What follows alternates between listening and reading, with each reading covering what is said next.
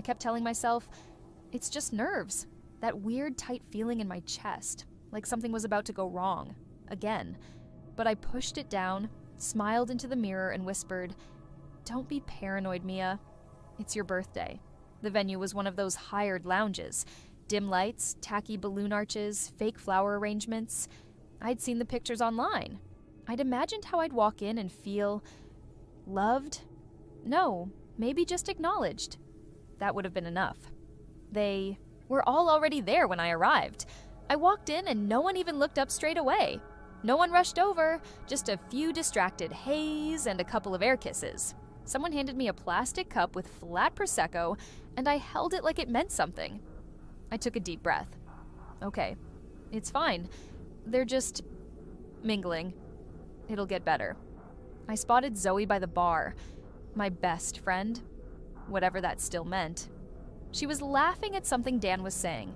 I walked over and she gave me this over-the-top squeal, wrapped her arms around me like we were actresses in some school play. "Birthday girl," she grinned. "You look amazing, oh my God." I smiled. Do I? She didn't mean it. She was all ready, turning back to the group before I could answer. I stood there, nodding, laughing when they laughed, sipping when they sipped. They talked about things I hadn't been invited to, places I wasn't part of.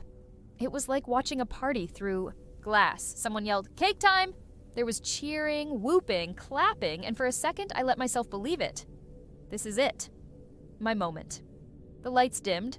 I saw the cake coming from the back of the room, candles flickering, someone singing off key. My heart actually fluttered. Pathetic, right? I thought, maybe they do care. Everyone turned to look at me. I smiled. Genuinely this time. Maybe this night was going to be okay after all. Maybe I was overthinking. Maybe this was just the beginning of people seeing me. The spend cake was set down in front of me. Everyone crowded round, phones out, flashes on. Then I read the message. "Congratulations, loser!" A few people burst out laughing. Then more. The room filled with it. I blinked. Wait, what? I laughed too. A shaky, confused sound. What's that supposed to mean? "Oh my God, Mia," someone snorted. "It's a joke." Chill. Babe, it's funny. The laughter kept going. People nudging each other, smirking, recording. I stood there, surrounded by candles and cake and grinning faces, and I've never felt more alone in my life. I looked down at the cake again. The red icing smeared slightly where someone had poked it. Loser. No one stepped in. No one said, "That's too far." Not even Zoe, especially not Zoe. I felt something in me crack, but I didn't cry. I didn't scream. I just reached for my bag. I didn't slam the glass down. I didn't throw the cake across the room or scream into someone's face like some dramatic Netflix meltdown. No. I just turned away, grabbed my coat from the chair, and slipped my arms through the sleeves like I'd done it 100 times before. Nobody stopped me. Not one person. I could hear them behind me, some still laughing, others whispering, a few awkwardly clearing their throats like they'd only just realized it wasn't funny anymore, but it was already done. The joke had landed. The punchline was me. I started walking toward the door. My heels clicked across the floor in perfect rhythm with my heartbeat. Fast, sharp, steady.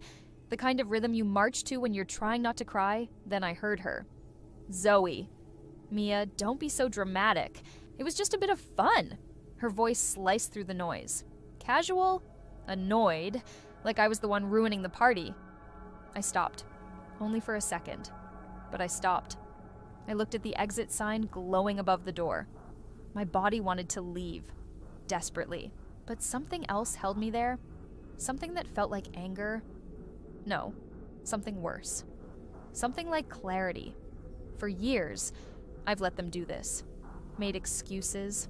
Played the part. Took the hits and smiled through them. The quiet one. The sensitive one. The too serious one. But tonight was different. I turned around slowly, coat still draped over one arm. My eyes scanned the room. Really scanned it. Their faces, their reactions. Some looked away. Some tried to pretend they were mid-conversation. A few held their phones up, still recording. Let them. I walked back toward the center to the mic stand. It was set up for karaoke because of course it was. All part of the fun. I didn't rush. Every step I took felt heavier, like I was shedding layers of shame with each movement. I heard someone whisper, "What is she doing?" I reached the mic, picked it up. It screeched slightly. I stood there for a second, just breathing into the silence. They were watching me now. Properly watching. Like I was something unexpected, something they hadn't written the script for. Good. I cleared my throat. My voice didn't shake. I wasn't going to say anything. I began, calm and flat. I was going to just leave, like always. Let you all laugh and move on. Pretend I didn't care. I looked at Zoe. But then I thought, why should I protect any of you? The room shifted. Energy dropped. Shoulders tensed. Why should I stay silent when none of you ever have? I looked down at the cake one more time, the red letters still bleeding into the icing. Loser, I looked up again. So, let's play a different game.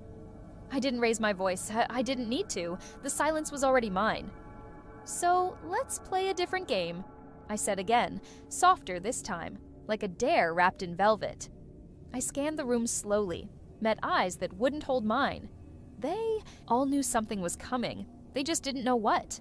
That was the beautiful part. For once, I was the one with the upper hand. I turned to the right, where Liam stood with his arm wrapped loosely around Sophie, as if she were some kind of accessory. Liam, I said, letting his name hang for a second. He twitched. You, remember last summer? You told Sophie you were visiting your mom, but you were actually in Brighton with that girl from your gym. What was her name? Natalie? No, Natasha.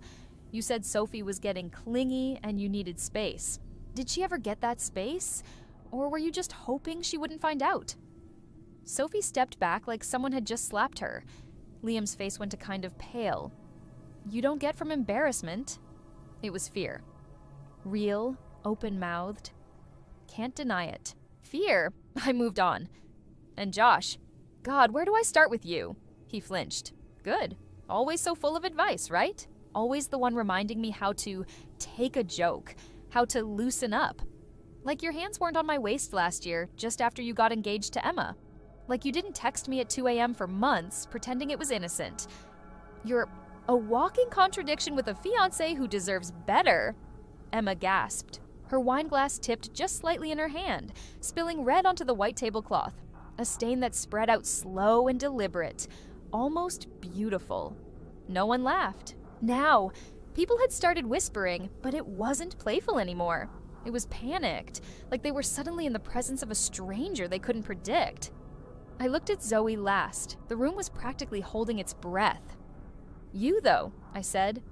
You're the best part of this little party, aren't you? Zoe didn't move, didn't blink.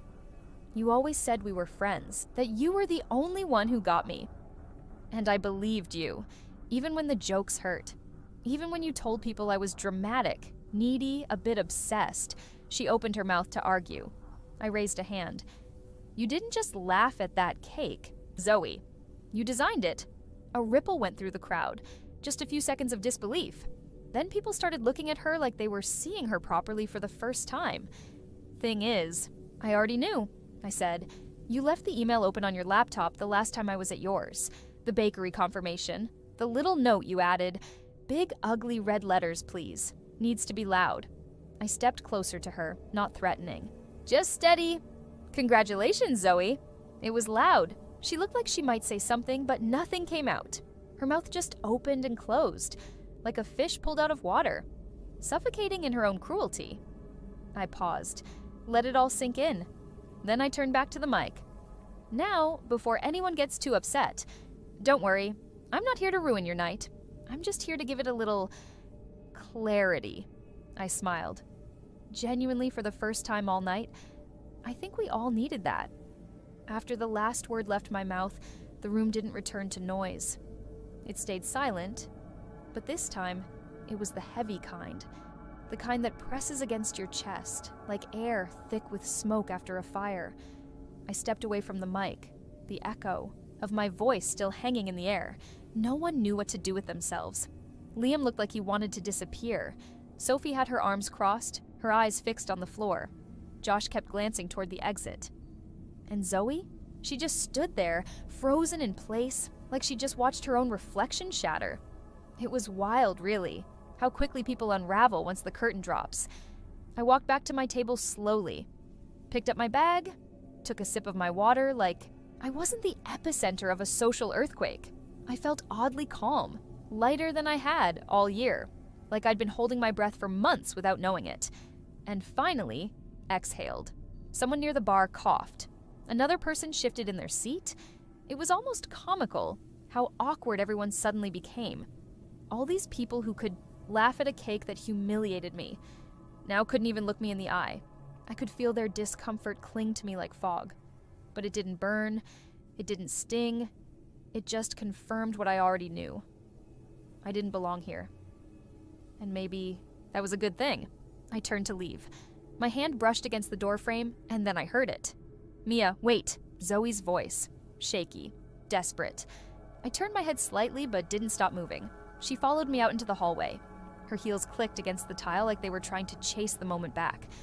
"I didn't mean for it to go that far," she said. "It was just supposed to be funny. A joke." I stopped walking. "Was it funny?" I asked without looking at her. "Did you laugh?" She hesitated. "Yeah." At the time, I turned around slowly, studying her face. Her makeup had started to melt under the pressure. Foundation cracked slightly at the corners of her mouth. Mascara smudged like guilt. "You've always done this," I said. "Made me the punchline and called it love." "That's not fair." "No," I cut in. "What's not fair is showing up for people who don't actually see you, who don't care about the small ways you break, as long as it makes them feel bigger." She swallowed hard, eyes darting toward the party behind me. "I was jealous," she blurted out. I blinked. "Of me?" "You were getting better," she said, voice cracking. "Therapy, new job, new people. You stopped needing me the way you used to." I felt replaceable. The honesty knocked the wind out of me for half a second, but not because I pitied her, because I realized she had felt like I was getting better, which meant I really was. I nodded once. "That's not my fault." And I meant it. For the first time ever, I knew it wasn't. She looked away, arms folding across her chest like armor. "Are you really leaving?" she asked. "I already left a long time ago," I said. "Tonight just made it official." I turned again, walked out into the night. The air outside was cool and clean. The city hummed quietly around me, and this version of me, felt solid, grounded. The kind of quiet that followed wasn't empty, it was peaceful. I never expected this night to end like this. And maybe that's why it feels so surreal. Like I'm in some kind of aftershock, still waiting for everything to crumble into chaos again. But it's not. It's calm. Too calm. And I'm standing, here, in the middle of it, as if I've just realized that it was never about the people around me. It was about me, whether I was strong enough to let go. I take a deep breath and let the cool air fill my lungs. The city buzzes softly in the background, but I'm not really listening. My mind is elsewhere, drifting back to the years when I was drowning, when the laughter of my friends felt like knives under my skin. I used to think I needed them. I used to think they were the ones holding me together. But now, standing, here in the silence, I realized something important. They never were. It wasn't them, it was me. It was always me who held onto the pieces, trying to force them into something that wasn't meant to be. And tonight, in the wake of the wreckage, I finally see that. I see me. I can still remember the nights when I would laugh along, my insides twisting with the need to belong, to fit into a life that never felt like mine. The way Zoe would pat my head like I was some kind of stray dog that needed to be taken care of. How Liam would throw out those empty compliments that sounded sweet until you realized they were just a way to keep me under his thumb. And Josh was the worst of them all. Always the one who pretended to be my biggest fan, but behind closed doors, he'd go along with whatever cruel joke they'd concoct, always with that twisted grin on his face. But I had stayed. All this time, I stayed. because I didn't know how to walk away. I didn't know that I had the power to leave. Now, I do. The weight of it hits me like a tidal wave. I chose to stay. I chose to allow myself to be surrounded by people who treated me like I was an accessory to their lives, not someone who deserved their respect. I pull my phone from my bag and scroll through my contacts, pausing on names I haven't spoken to in months. Nope, years. Some of them I've already unfollowed, silently cutting off the toxic threads that once held me in place. But tonight, I realized that I've been holding onto the wrong people for far too long. I'm done. Done being the punchline. Done being the one they all take their frustration out on. Done being the one who waits for validation that will never come. The real question now is, what comes next? I slide my finger across the screen, deleting the numbers I've kept hidden away. No more hesitation. No more pretending that I'm okay with people who don't even know what friendship means. It feels liberating, like I'm shedding a skin that's been suffocating me for years. For the first time in a long while, I smile. A real smile. I'm not waiting for an apology. I'm not waiting for anyone to come crawling back, begging for forgiveness. What's left to say? What's left to prove? I did that. I fought for their approval, tried to make it work. Now, I'm standing on my own 2 feet. And I realize that's all I'll ever need. The night is still young, but I don't have any plans to go back inside. I don't need to be part of that world anymore. I don't need to explain myself or wait for someone to apologize for what they did. It's over. I'm done. I take one last look at the building in the distance, the place where all of this unfolded. And then, with one last deep breath, I start walking away. The future is wide open now. The cool night air feels different now, like it's not just the temperature that's shifted, but something deeper, something I can't quite explain. I've walked a few blocks away from the party, and every step feels heavier, more certain, like the ground beneath my feet is solid for the first time in forever. I can't help but smile, even though a part of me still feels that knot in my stomach from earlier, that sting, the humiliation, the cruelty of it all. But it's fading, piece by piece, with every breath I take. I'm starting to realize that the sting wasn't just about the cake, or the message, or even the laughter that followed. It wasn't about any of them. It was about me. How much longer could I keep letting them define me? For so long, I believed that I needed their validation, that I had to keep pretending, keep smiling through the pain. And when they turned on me, tonight, when everything I thought I was in control of fell apart, it felt like the final blow. But what I didn't see was that their cruelty was a gift. It showed me something I'd been blind to for years. I wasn't just a victim of their jokes or their betrayal. I was a victim of my own fear. The fear of being alone, the fear of being discarded. I was holding on to the very people who were slowly killing my sense of self-worth. And now I see it for what it really is. Freedom. For the first time in ages, I feel light. Like all the weight I'd been carrying for so long is gone. I don't need their approval. I don't need their smiles or their fake affection. I am enough as I am. I stop walking and stand in the middle of the street, looking up at the sky. The stars are dim, but they're there, scattered across the expanse like tiny sparks. I don't know what's coming next. And that's okay. I don't need to have everything figured out. I don't need to know what the future holds because, for the first time in my life, I trust myself enough to walk into it, blindfolded and fearless. A few months ago, I would have been curled up in my bed right now, crying about how unfair everything is. I would have been searching for comfort in places that could never provide it. But not tonight. Not anymore. Because tonight, I found something better than comfort. I found strength. And that's the thing about hitting rock bottom. It's only from there that you can truly rise. All the moments of weakness, of humiliation, of feeling small, they were just stepping stones. They were the tools I needed to carve out a life that's all mine. A life where I get to decide who's in it, who's worthy of my time, my energy, my love. I feel my phone buzz in my pocket, but I don't need to check it. I know who it is. Zoe, probably, or Liam, or even Josh, trying to make things right. trying to turn the situation back in their favor. But they're not the ones who get to make the rules anymore. I swipe my phone off, letting it fall into my bag, because I'm writing my own story now. As I keep walking, the cool night air wraps around me like a quiet promise. I don't need them. Not now, not ever. They say the calm before the storm is the most dangerous part. Not the thunder, not the chaos, but that eerie, deceiving silence that lulls everyone into believing nothing's coming.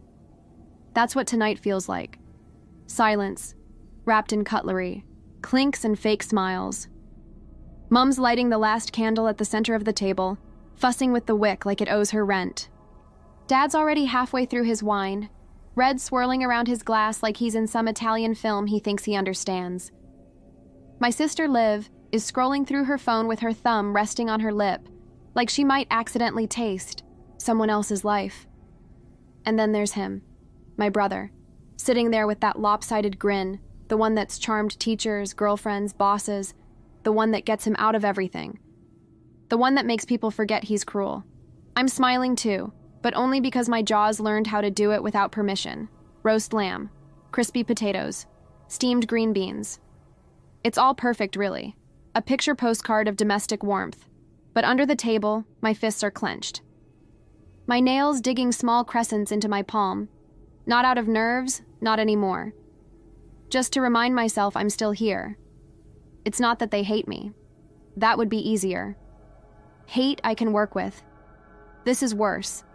It's like I'm invisible, unless I'm making them laugh, or feel better about themselves, or the butt of some easy joke. Emma's weird, Emma's emotional, Emma's sensitive. I used to think maybe I was, too soft, too dramatic, but now I know better. I was never too much, they were just too little.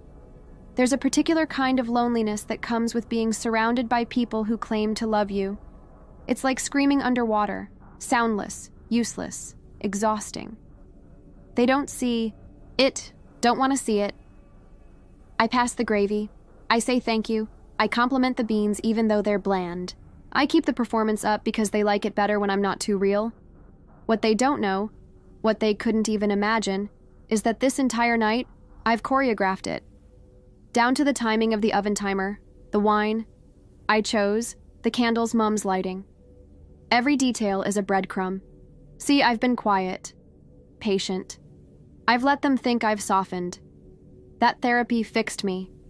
That I've moved on from all the little cuts they made with their careless hands. But people like them don't realize that a girl like me, I don't forget. I write things down. I watch my brother swipe his phone, bored already, probably waiting for someone to entertain him. He doesn't know it yet, but he's about to become the main character. And by the end of tonight, he'll wish he'd never stepped into the spotlight. It always starts with a joke. "Hey, Em, what's this?" he says, mouthful of lamb, holding up a little black notebook smeared with a greasy thumbprint. "You keeping secrets from your loving family?" My stomach twists. Not because I'm surprised. I left it there. On the edge of the bookshelf, spine facing outward, looking just out of place enough for someone like Jake to bite. He holds it like it's a snake or something embarrassing, like a pad or a tampon. The room falls into a hush so quick it practically gasps. Liv chuckles under her breath. "Oh, God," Mum says, already smiling. "Is that your diary?" Jake's face lights up like a firework. "Looks like it. Let's see what little Emma's been scribbling down." I don't say anything. I lift my glass of wine and take a slow sip. He opens it, and there it is, the pause. The flicker in his eyes as he realizes the writing is real, vulnerable, raw. He's scanning the page quickly, like he's looking for the juiciest bit, and then he starts reading out loud. Sometimes I think if I disappeared, no one would notice for days. He grins, hamming it up for the audience. Or they'd notice because the dishwasher wasn't emptied. Laughter. The kind that burns. Not just a ha-ha giggle, but full belly roars like he's just cracked the best joke of the night. Mum covers her mouth, half gasping, half laughing. Dad chuckles into his wine glass. I blink slowly. Jake keeps going. I don't think they mean to hurt me. I think I just make them uncomfortable. Oh God, Emma, seriously? What are you, a Tumblr poet from 2009? I could stop him. I could say, that's private, or give it back. But that's what they'd expect. That's the version of me they think they know. The shrinking violet, the emotional wreck, the one who storms out in tears. Not tonight, because tonight I planned this. Read page 37, I say quietly. Jake freezes. What? Page 37, I repeat, setting down my glass. That's the good part. He raises an eyebrow but flips. He can't help himself. He's like a dog chasing a ball, even if it's on fire. His voice is louder now, theatrical. Everyone thinks I'm the weird one, but they never ask what it feels like to be constantly dismissed, to be laughed at in your most fragile moments. They don't realize they're the joke. Their cruelty is so predictable, I bet I could write a scene and watch them act it out word for word. He trails off. The room is still. Liv shifts in her seat. Dad coughs. Mum stares at the table. Jake chuckles awkwardly, like he's trying, to pretend it's still funny. All right, that's enough, God, Em. He tosses the book on the table like it's burned him, but I'm already standing. Didn't like the punchline? I ask. No one answers. I pick up the diary slowly. Dust. It off like a prop. I wrote that 2 weeks ago. Knew you'd go digging. Knew you wouldn't be able to help yourself. Just like always. Jake opens his mouth, but I raise a hand. He closes it again. I spent months writing that. Not because I needed a safe space to cry into, but because I wanted to show you something. What you do, how you treat people. Me, mostly. But all of us, in a way. Mum shifts uncomfortably, eyes flitting toward Dad like he might rescue her from the awkwardness. But that wasn't the real beginning, I say. Page 37? That's just the trailer. The story really starts now. No one says a word. Even Jake, golden boy, king of comebacks, sits back in his chair like he's just been slapped. I don't know if it's the way I'm standing, or the diary still in my hand, or the fact that for once I'm not crying. I'm calm, controlled. That freaks them out more than any screaming ever could. I place the diary down neatly next to my plate. My food's cold now. It doesn't matter. You know what's funny? I say, and I'm smiling. Not in the warm Emma way they're used to.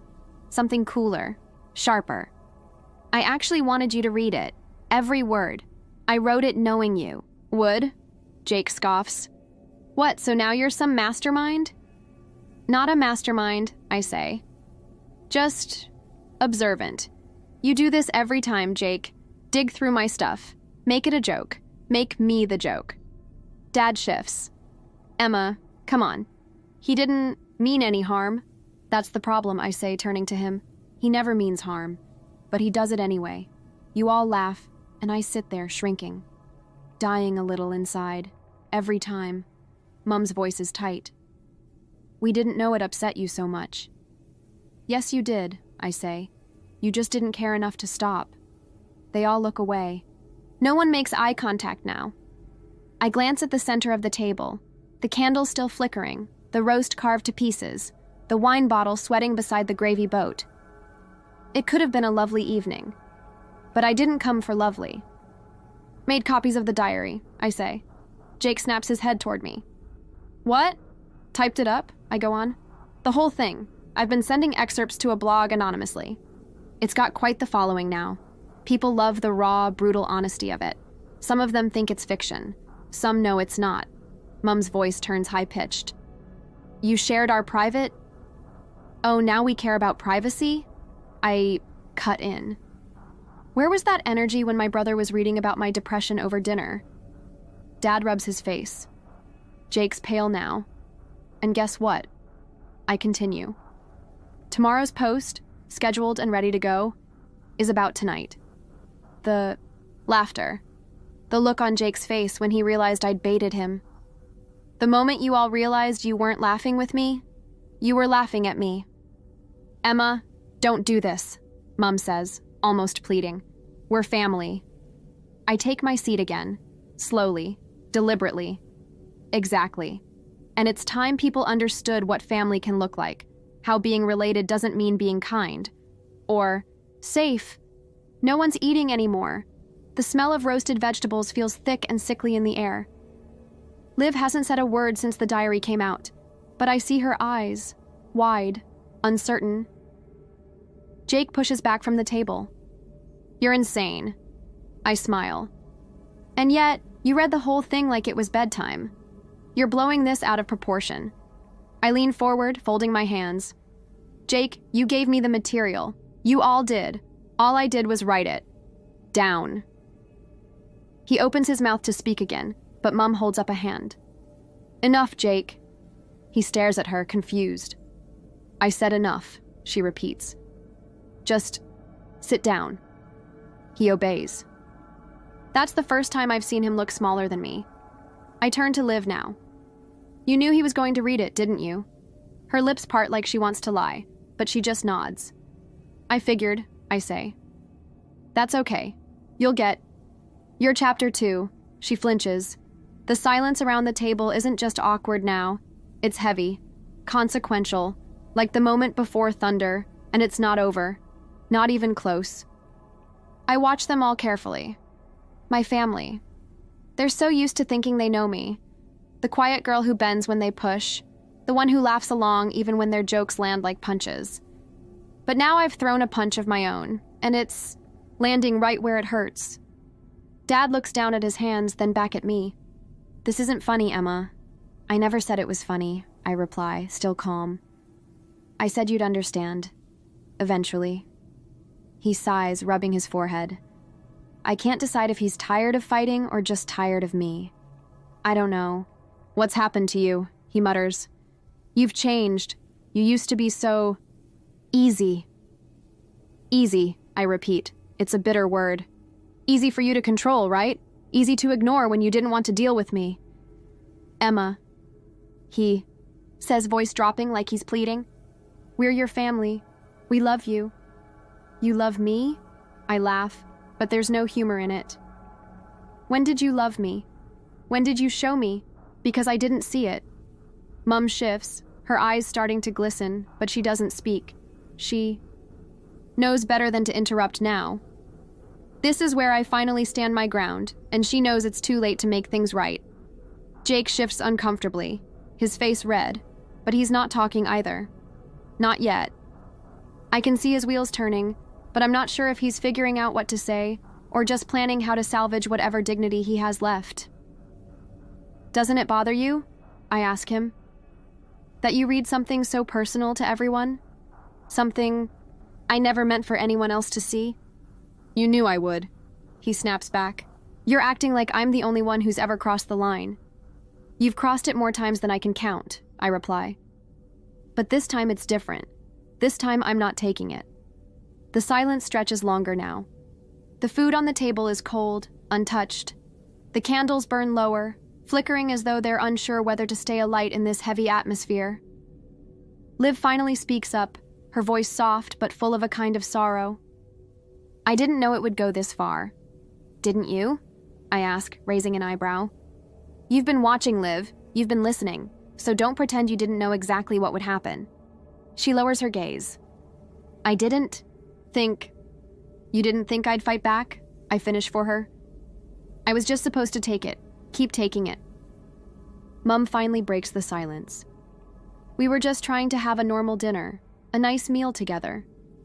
Normal? I let the word roll off my tongue, dry and biting. You want normal? Normal is pretending like nothing ever happened. Normal is keeping secrets because it's easier to forget than to deal with them.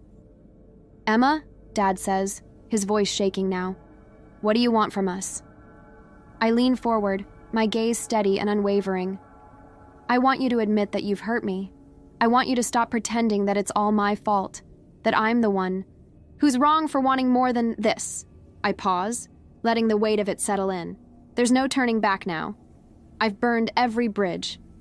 I look at Jake again. He's trying to stand tall, but I can see his hands trembling. He's not as confident as he was earlier. You don't get it, do you? I ask him. It's not just about the diary. It's about how you've treated me for years. How you've all treated me like I'm invisible until you need something. Jake opens his mouth, but I hold up my hand to stop him. You don't need to apologize, I say coldly. I don't need your apology. What I need is for you to understand that I've had enough. Enough of being your punchline. Enough of being the joke you tell behind closed doors. Enough of pretending everything's fine when I've been suffocating for years. The room is still. No one moves. No one speaks. They don't know how to fix this. They can't fix it. Not this time. And that's the most powerful thing I've ever felt. The silence lingers, thick like smoke in a room that's too small for all the tension. I can feel the weight of their eyes on me, but this time, it's not the usual discomfort I used to feel. Now, it's power. Pure, unfiltered power. I stand, up slowly, pushing my chair back with a soft scrape against the floor. I can see them all flinch, but I don't care. Not anymore. Mum speaks first, her voice barely above a whisper. Emma, please, this has gone far enough. I don't even look at her. Far enough? I repeat, as though I'm tasting the word. You've been the ones pushing it this whole time, Mum. You think I don't know that? Her lips tremble, but she stays quiet. She doesn't argue anymore. I can see the defeat settling in her eyes. For once, she isn't trying to fix it. She's just watching. Jake stands up now, looking as though he might throw something. His fists are clenched, but he's not as sure of himself anymore.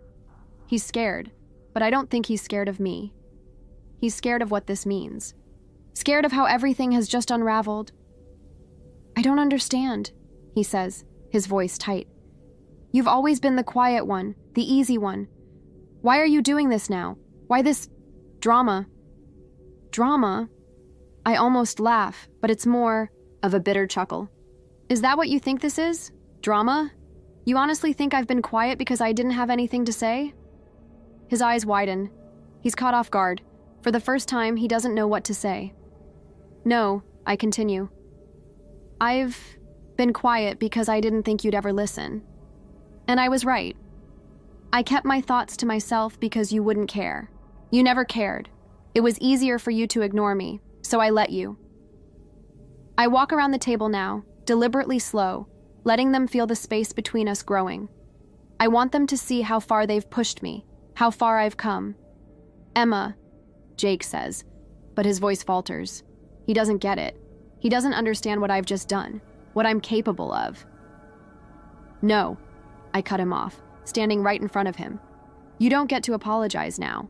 Not after all these years. Not after all the shit you've put me through. I pause, taking in a long, deliberate breath. Do you want to know the truth, Jake? I ask quietly, as though it's a secret I'm about to reveal. I knew you'd find the diary. I knew you'd read it.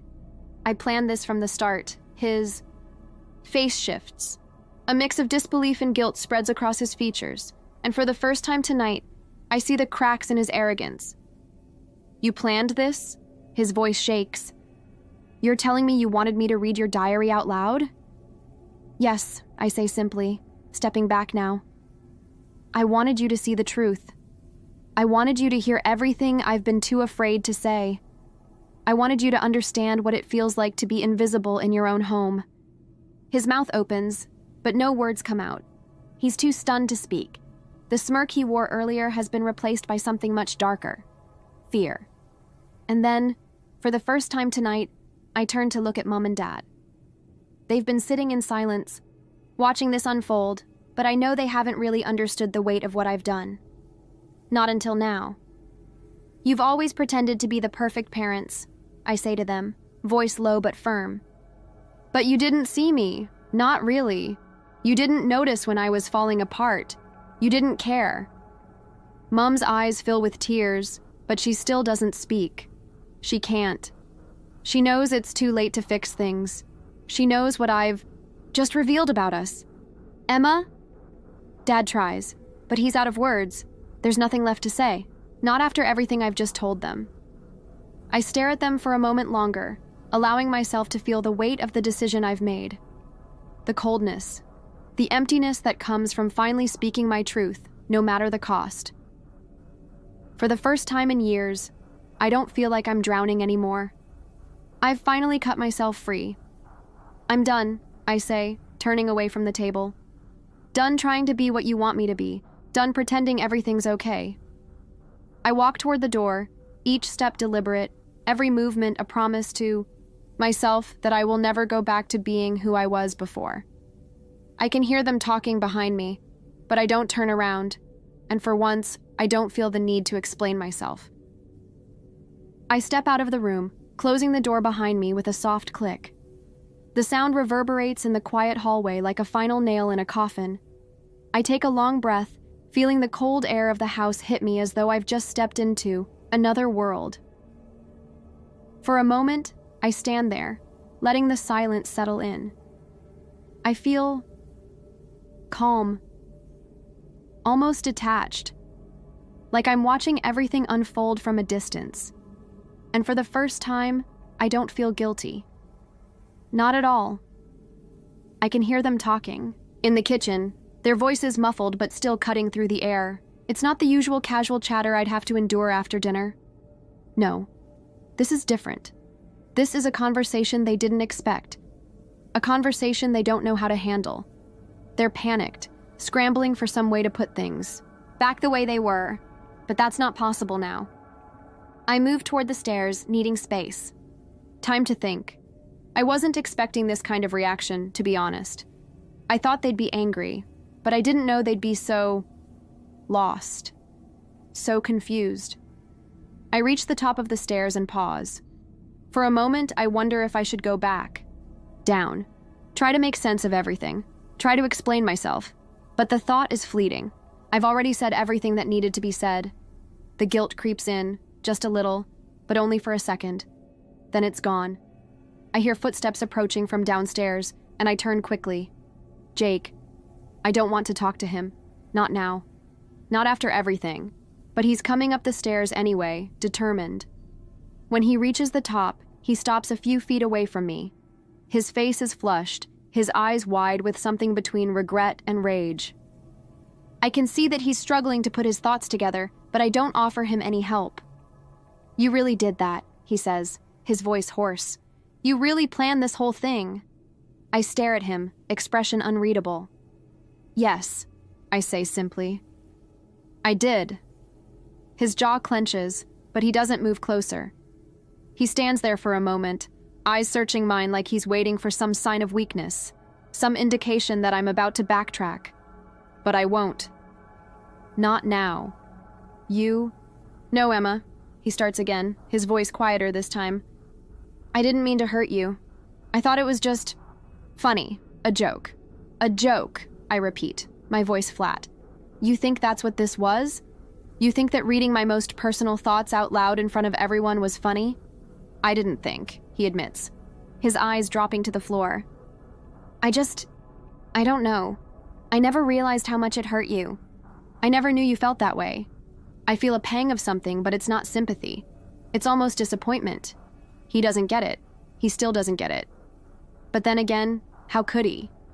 Yeah, I say softly, shaking my head. That's the problem. You never knew. No one ever did. I can see him trying to process my words, but it's clear now that he doesn't have the tools to truly understand. He's not equipped to. Not after everything. Is this really it? He asks, looking up at me again. Are we done? The question hangs in the air between us like a challenge. I look at him for a long moment, considering my answer. This isn't a decision I make lightly, but I know it's the right one. Yes, I say, finally breaking the silence. I think we're done. His expression falls, and he looks like he might say something more, but the words never come. Instead, he just stands there, nodding slowly, before turning and walking back down the stairs. There's nothing left for him to say, nothing left for any of us. I stand there for a moment longer, the weight of my decision pressing down on me. I'm not sure what comes next, but I know I've changed things forever. Downstairs, the quiet has settled in again. The sounds of muffled voices are gone, replaced by a stillness that feels foreign, almost eerie. I've left them all in a state of shock, and there's no going back. I sit down on the stairs for a moment, breathing deeply. I know what I've done is irreversible, but I also know I've finally found my voice. I've stopped letting them control the narrative. And that, in itself, is enough. By the time I finally stand up and walk toward my bedroom, the house is quiet, still. I close the door behind me and lean against it, taking another deep breath. Tomorrow, things will be different. I won't be the same person they knew before, and neither will they. The silence in the house is deafening, but for once, it's mine. I had always believed in the future. For me, it was something tangible, something I could almost touch if I just reached far enough. It wasn't just a dream, it was a plan. And that plan had always included college, a place for me to build something of my own, to take what I'd worked for and shape it into something I could be proud of. That's why I'd saved. Every birthday, every holiday, I'd put the money aside. It wasn't a lot at first, just small amounts from my part-time job, my savings from the odd bit of freelance work, the occasional check from grandparents. But it added up. Every cent had been dedicated to that one purpose, securing my future. The yacht. Way my parents talked about it, they made it sound like it was my responsibility to build something better for myself. Dad would always say, "Make sure you're ready, Lily. The world won't wait for you." It was as if he knew what I was, going to need to face the future. It felt like a promise. My parents, in their own way, had always supported me, right? They had always told me to work hard, to aim higher, and that education was the key to everything.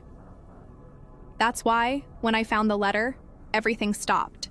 It wasn't even hidden, tucked away in a drawer, or tucked between the pages of a book. Like one of those secrets you're supposed to find out about when you're older, when you're ready. No. It was on the kitchen counter, in plain sight, addressed to me in my father's hand. The moment I saw the words college fund printed on the envelope, I felt something shift inside me, like a sudden quake that shook the ground beneath me. I hadn't expected it to feel like this. I thought I was prepared, but I wasn't. Opened it before I could stop myself, even though the hesitation in my gut screamed at me to walk away, to ignore whatever it was. The moment I saw the contents, everything blurred. There it was, in black and white. Funds have been transferred to pay for Emma's tuition. As per your request, Lily, we will be redirecting your savings for the next year's semester. Please see the attached receipt for the transaction. Emma, my sister. My younger sister, who, until that moment, hadn't even seemed to care much about school, at least not enough to justify dipping into my future. I stood there, reading the letter again, my vision starting to narrow. The words didn't make sense. This was a mistake. It had to be. Emma's tuition? But my fund had been set up for my college. My future. I could feel the blood rushing to my face as the anger built. I wasn't just confused, I was furious. I wanted to throw the letter across the room, but I couldn't move, couldn't breathe.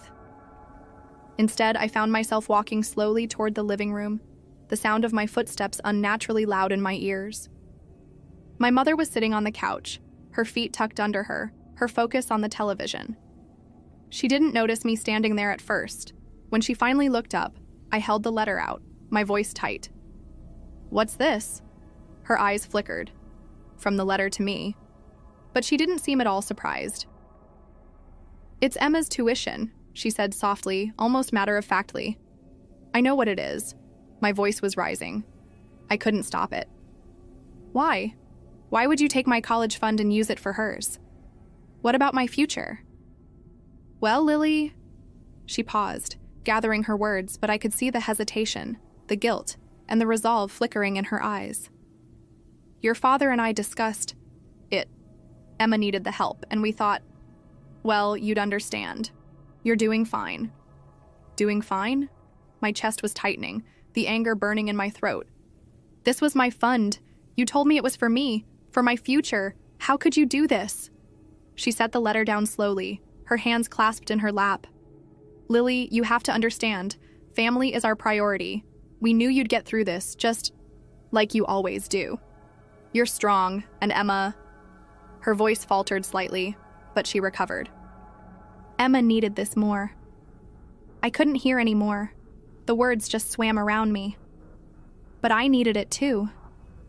You didn't even ask me, Mom. You didn't even care what this meant to me. Her eyes softened. Of course we care, sweetheart. But no, I interrupted her, feeling the fury boil over. No more excuses. You took my future away, and you don't even see it. You expect me to just understand why you did this, don't you? My mother looked down, unable to meet my gaze. I could feel the weight of the room closing in on me. The silence felt deafening. Before I could say another word, my father walked into the room, his face unreadable, but I could see the tiredness in his eyes. He looked at me, then at my mother, and then at the letter. His voice was calm, but I could hear the edge in it. Lily, we've made our decision. It's for the family.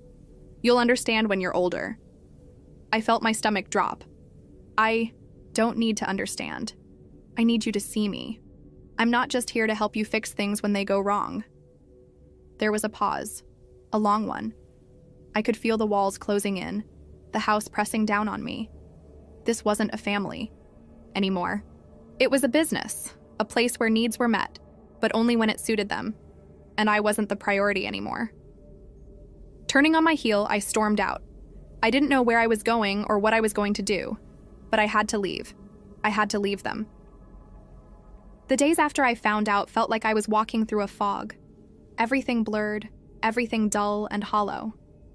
The house felt suffocating, like it was pressing against me from every side. My mind kept replaying that moment, the anger, the disbelief, and the crushing realization that I wasn't important enough to be considered. It wasn't just the money. It was what the money meant. It was everything they had not said, all the ways they had shown me that my dreams, my future, my plans didn't matter as much as Emma's. I could feel myself unraveling, piece by piece, and I had no idea how to stop it. I wanted to scream. I wanted to tear the house apart, demand answers, confront them, but I knew it wouldn't do anything. It would just add to the silence that had grown between us. The silence that said, "You're not the priority. You don't get to take up space." I stayed in my room as much as I could, retreating from the constant hum of the house.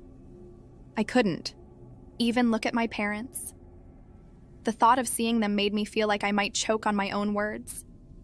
I avoided eye contact, stayed out of their way, because every time I saw their faces, I was reminded that they had stolen my future. That was the moment I realized I had to leave. I wasn't just angry anymore. I was suffocating. I needed to breathe, to find something outside of this house where I wasn't just a forgotten shadow. I needed to escape, to build something of my own, something real, something they couldn't take away. So I made a decision. I packed a bag, not much, just the essentials. Clothes, a few things that belonged to me, things that had meaning. It wasn't a goodbye. It wasn't a dramatic statement. It was more like slipping away in the night, unnoticed, almost as though I was never really there at all. The house was still, like it always was when the night came, and the world outside was distant, muffled by the walls I'd come to know so well. I didn't say goodbye to anyone, not to my parents, not to Emma. I didn't trust myself enough to speak without making things worse. There was too much anger, too much betrayal. No, I didn't need them to see me leave. I just needed to leave. And so, I did. I left with the quiet certainty that I wasn't coming back. Not like this. Not until things changed. Until I could make something of myself. Something I could stand on. When I stepped out the door and into the cool night air, I didn't look back. Not even once. I didn't know where I was going. I didn't have a plan. Not really. But for the first time, I felt something that resembled freedom. I wasn't tied to their expectations. I wasn't their little girl who waited for them to give her permission to take what was hers. I was on my own. I spent the next few years figuring it out. I found work in the city, small jobs at first. Cafes, waitressing, anything that could pay. The bills. I rented a cheap room in a rundown flat. It wasn't much, but it was mine. It felt like a small victory every time I made rent, every time I bought something for myself. Every little accomplishment was like taking back a piece of what I had lost. It wasn't easy. It was never easy. But nothing ever was. I'd spent my entire life working hard for what I thought I deserved. Now, I was doing it for myself. I didn't have anyone to call for help, and I didn't need them. I built my life from the ground, up, one small brick at a time. And with each brick, I grew stronger, more confident. I wasn't that scared, quiet girl anymore, the one who always waited for someone to give her permission. I became something else, someone else. I went back to school, but on my terms. I picked up courses part-time when I could afford them. I studied late at night after long shifts, catching up when I could. Slowly, I built up a degree, a career, something I could be proud of, something that was entirely mine. And when I finally finished, when I finally held that diploma in my hands, I felt like I'd reclaimed everything I'd lost, and more. It's funny, though. You think you're running to something new, something different, but what you're really doing is running away from everything you thought you were, from everything they told you to be. You think the world will be different once you're on your own, that you'll be free from their expectations. And in some ways, you are. But in others, you carry them with you. All the things they said you couldn't do, all the ways they held you back, they follow you. You might think they're far behind, but they're never really gone. They live inside you, and one day they'll catch up. I didn't expect to return. Not like this, not after everything that had happened. I thought I'd left for good, that I had nothing left to do with them, nothing left to prove. But life, as always, has a way of pulling you back when you least expect it. It started with a phone call. I'd been living my new life, finding my feet, when my phone rang that evening. The number was unfamiliar, but there was something about it that made me pause. Something in the back of my mind whispered. Answer it, I did. Lily? My mother's voice cracked like dry leaves, and I felt an odd, unexpected pang of something I couldn't name. It's your father. He's sick. I froze.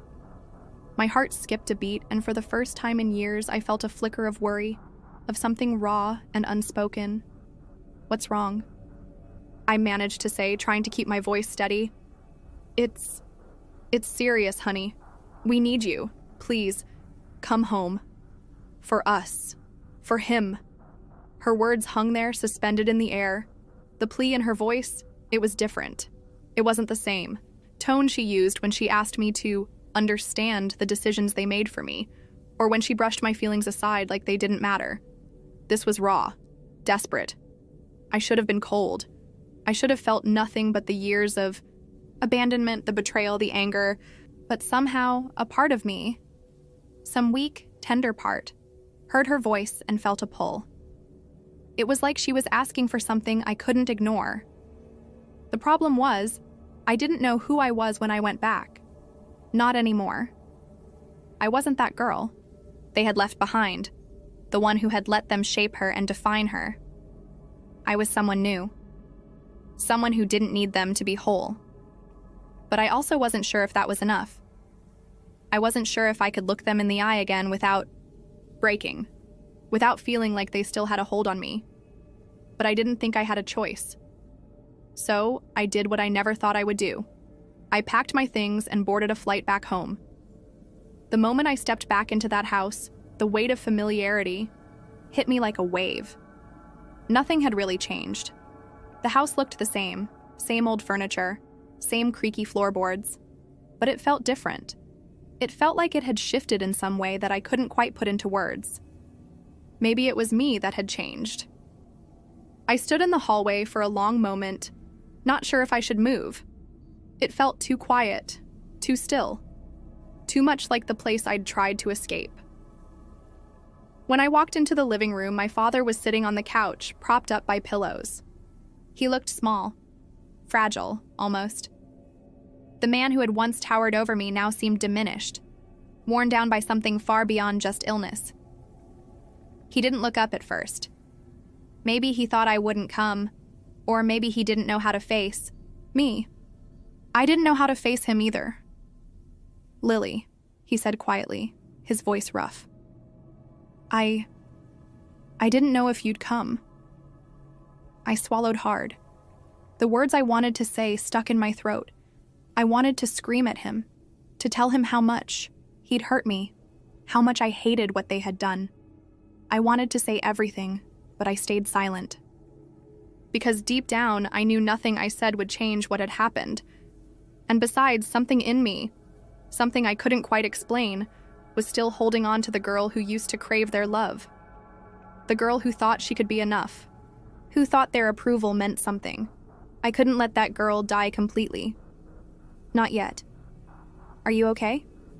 I asked instead, my voice softer than I intended. He nodded slowly. I'm getting better. Slowly. But Lily, I'm sorry. I should have been a better father. It felt like too little, too late. His apology was like a bandage on a wound that had long since scarred over. But I had no choice but to listen. I didn't know what else to say, so I just sat there with him, the quiet between us heavy with all the things we hadn't said. Later that evening, after we'd eaten a quiet dinner in silence, I found myself in my old room. It was as though I had never left. The same posters on the walls, the same desk piled with old schoolwork and books. I sat down on the bed, staring at the walls, feeling the weight of the past pressing down on me. The memories hit me like a flood, all the moments I had spent here, the good and the bad, the things I'd tried to forget. I knew, deep down, that this wasn't really home anymore. Home wasn't a place. It wasn't these walls or these people. It was something I had to create for myself, somewhere I could stand tall and proud. But for tonight, I was here. And for the first time in a long time, I didn't know what came next. The days that followed felt like walking through thick fog. Everything was muffled, hazy. My father's condition was slowly improving, but there was no real sense of relief. We went through the motions, breakfast, dinner, brief conversations about trivial things. But the truth, the reason I was really here, hung over everything like a dark cloud. I hadn't expected to feel this out of place. After all, I had left this life behind, built something new. But every day I spent here was a reminder of the hole they had left in me, a void that their words couldn't fill, no matter how much they tried. Then, on the third day, my mother sat, me down in the kitchen, her voice trembling, her eyes avoiding mine. Lily, she started, her words shaky. There's something I need to tell you. I raised an eyebrow, a knot forming in my stomach. I knew what was coming, but I didn't want to hear it, not now, not after everything. You're angry with us, she said, looking up at me, almost pleading. I know we messed up, I know we made mistakes, but you have to understand it wasn't easy for us either. My heart slammed against my ribcage. The words I had spent years rehearsing in my mind surged to the surface, but I held them back, letting her continue. We did what we thought was best for the family, she went on, her voice growing more fragile. Your sister needed that. Money. You were always so self-sufficient, so capable. We thought you would be fine without it. I couldn't breathe. My vision blurred for a moment, and the anger I'd buried deep inside me began to rise again, bubbling like molten lava. Self-sufficient? I spat out, finally unable to hold back the words. You took away my future because you thought I was strong enough to handle it. You stole my chance at a career, at the life I wanted, because you wanted to make sure your golden child got everything. She flinched at the words, and I could see it. The guilt, the regret. But it wasn't enough. Not for me. You didn't even ask me. You didn't give me the option to choose. You just took it. My entire future gone because you thought your little plan for your perfect family was more important. I could feel my chest tighten, the frustration seeping into every part of me. I'd waited for so long to confront them, to say all the things that had festered in the back of my mind. And now that I finally had the chance, it felt like too much. Too much to say. Too much to carry. I'm sorry, Lily. I'm sorry, she whispered, her voice cracking. We were wrong. We should have talked to you. We should have asked. No, I snapped, standing up, unable to sit still any longer. You should have listened to me. I was your daughter, not your sacrifice. I turned away from her then, unable to face the tear in her eyes. It wasn't a victory. It wasn't catharsis. It was just more pain, more of the same. Later that evening, I went outside to clear my head. The air was cool, and I leaned against the old oak tree in the backyard, looking out at the yard I had once played in as a child. I could hear the faint sounds of my parents talking inside, the murmur of voices too soft to make out. I closed my eyes, trying to focus on the sounds of nature, trying to remind myself of the person I had become. The person who didn't need this. The person who didn't need them. But it was hard. The past was a weight I couldn't shake off, no matter how far I'd run. I didn't know how long I stood there before I heard footsteps behind me. I didn't turn around. I already knew who it was. Lily. It was my mother again, her voice small. Please don't be angry with us. We're sorry. We made a mistake, but we never meant to hurt you. I felt a surge of emotion, a mixture of anger and something softer, something like sadness or even longing. For a moment, I wanted to turn around, to wrap my arms around her and forgive her. Maybe it would be easier that way. But I knew it wouldn't fix anything. It wouldn't fix the fact that they'd stolen my dreams for the sake of convenience. Maybe you didn't mean to hurt me, I said, my voice quieter now. But you did. And that's the part that's hard to forgive. There was a long pause, and I could hear her shifting behind me. I know, she whispered. I know. I didn't say anything else. There was nothing more to say. As I went back inside, I knew one thing for certain. Nothing was going to change. They could apologize all they wanted, but the damage had been done. I wasn't the same person I had been when I left, and I wasn't sure if I could ever go back to being that girl again. But maybe it didn't matter anymore. Maybe the person I had become was enough. Maybe that was what I needed to hold on to. It had been a few more days since that conversation in the kitchen, and things had started to settle into a strange, uneasy routine. I still hadn't completely processed everything that had happened. I could feel the remnants of the anger lingering in the air, like smoke that wouldn't clear. But there was something else now, too. Something heavier. Something more suffocating. The weight of everything I had walked away from. One evening after dinner, I found myself alone in the living room, staring out of the window. The house was quieter than it had been in years, the usual bustle of everyday life feeling oddly distant. My parents had retreated to their room for the night, and my sister was out with her friends, probably oblivious to everything that had transpired. For the first time since I'd arrived, I didn't feel like an outsider anymore. Instead, I felt like a ghost. The weight of my decisions sat on me like a thick blanket, and I could feel the old ache of wanting something I couldn't have. My past, my family, the life I could have lived if things had been different. But as much as I wanted to reach out, to try and fix things, there was a voice in my head reminding me that it was too late for that. The past couldn't be rewritten, and neither could they. They had made their choice, and so had I. That was when I heard the door open. I turned to see my father standing in the doorway, his face tired, but somehow softer than I remembered. I know you're still upset, he said quietly, stepping inside. And I know that what I did, can't be fixed just by saying sorry. But I need you to know, I don't want to lose you. His words caught me off guard. It wasn't an apology. It wasn't an excuse.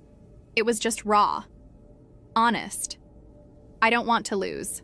You either, I whispered, surprised by the vulnerability in my own voice. It had been years since I'd let myself feel anything close to that. But in that moment, I realized something. There was more to me than just the girl who had been wronged. There was more to me than just the girl who had walked away. I had spent so long convincing myself that I didn't need them, that I was better off without them, that I had forgotten the simple truth. I loved them. Even after everything, even after all the damage they had caused. Then what do we do now? I asked, the words feeling heavier than they should have. My father took a few steps forward, pausing as if weighing the situation in his mind. I don't know, he admitted, but I want to try, Lily. I want to try and be a father again. I want to fix things, if you'll let me. I couldn't answer right away.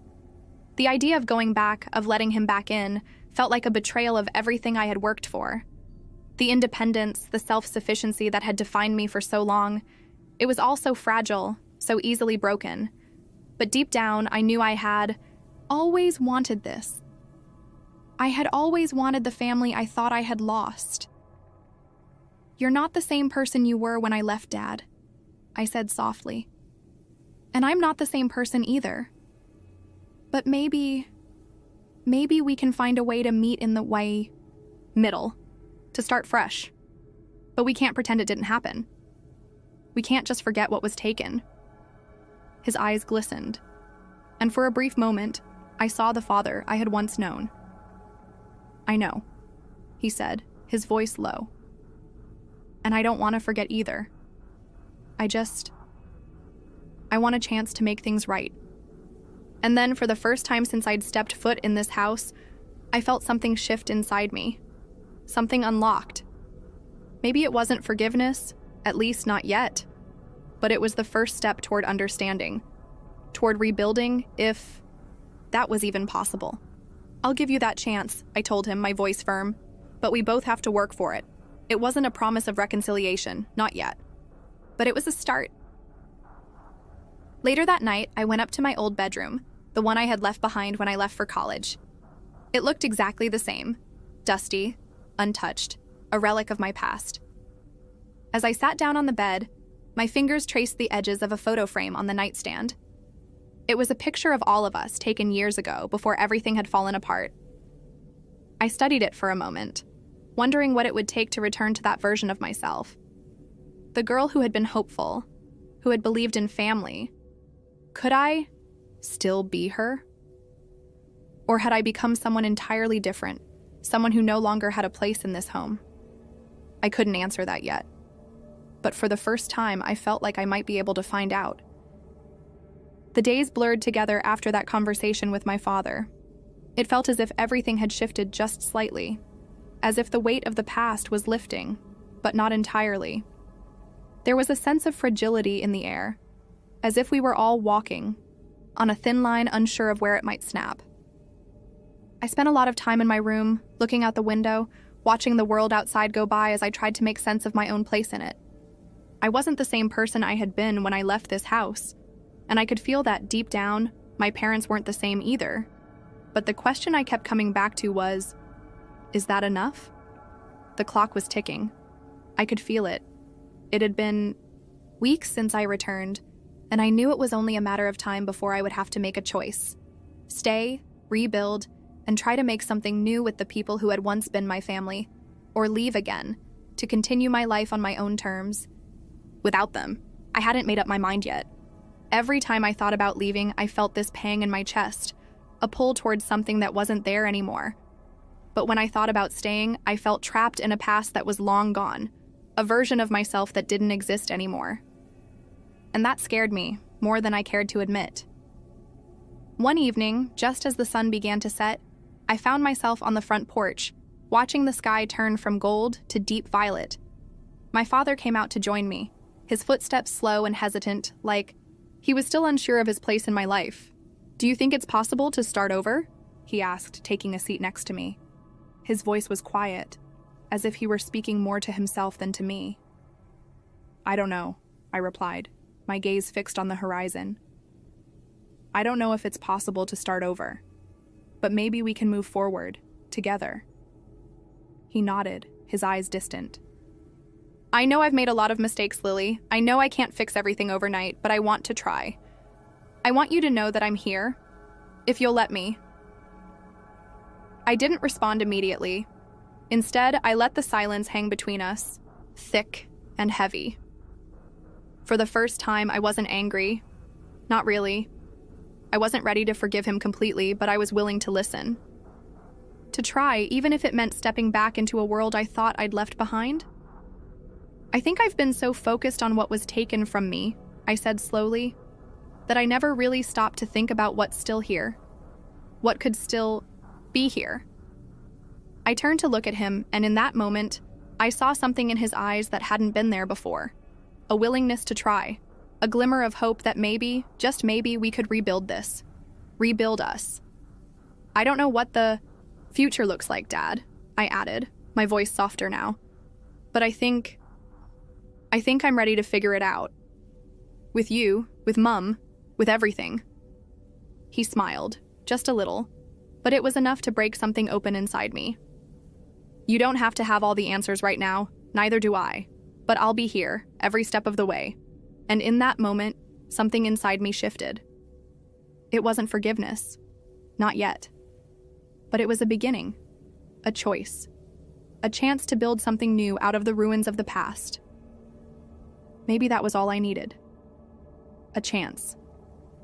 As the evening darkened and the stars began to appear, I stood up from the porch, the decision feeling clearer than it had before. I didn't have to stay here forever, and I didn't have to leave either. I could choose my own path. I could choose them if I wanted to, but it would be on my terms. I wasn't the girl who had left this house. I wasn't the girl who had been devastated, betrayed, and left behind. I was someone else now. Stronger. Wiser. I had my own future to shape. And so did they. I think we can make it work, I said, the words finally coming with ease. But I need you to remember something, Dad. I'm not waiting for permission anymore. He looked at me, understanding flashing across his face, and for the first time in a long while, I felt a flicker of peace settle over me. It wasn't perfect. It never would be. But it was real. And that was enough. I turned and walked back into the house, feeling like I was stepping into a new chapter of my life. It wasn't the ending I had expected, but maybe that was the point. The past didn't define me anymore. I was choosing who I would become, and for the first time in years, I wasn't waiting for anyone to tell me how.